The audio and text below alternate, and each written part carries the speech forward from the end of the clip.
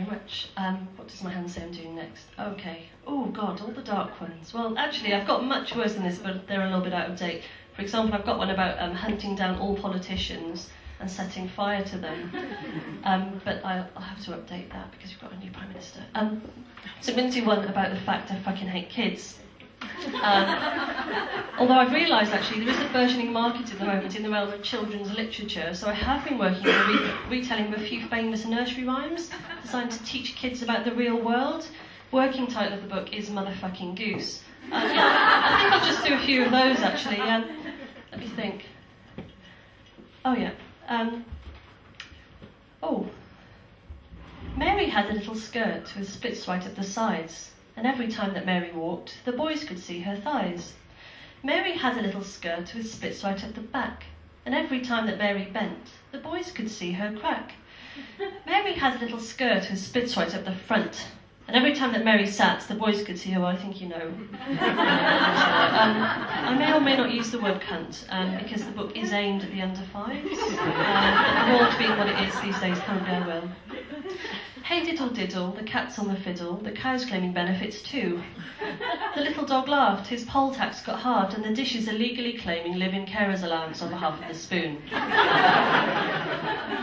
Humpty Dumpty sat on the wall. Humpty could not make his mind up at all. Humpty just sat there upon the partition. Humpty, of course, was a fat politician. Can I think of any others? No, that'll do. Anyway, look out for that, hopefully in the shops by Christmas.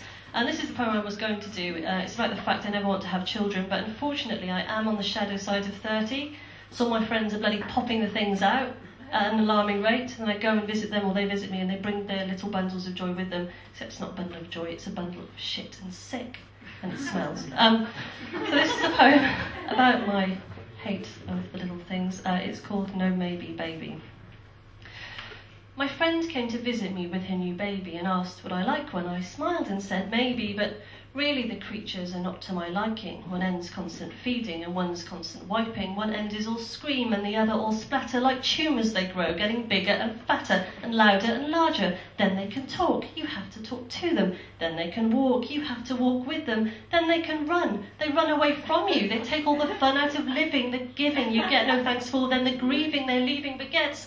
What a bore are these children, these chilblains, these horrible kids, who turn all your might-haves into never-dids, who take all your time and your money as well, who constantly whine. It was funny as hell to see my friend croon and moon over the critter she recently pooped out, the first of a litter of many, I thought, as I saw her daft face, gonna goo-goo and gaga with all of the grace of a loony baboon, baby mad mama, cartoony buffoon, and maybe tomorrow I'll change my opinion, but probably not.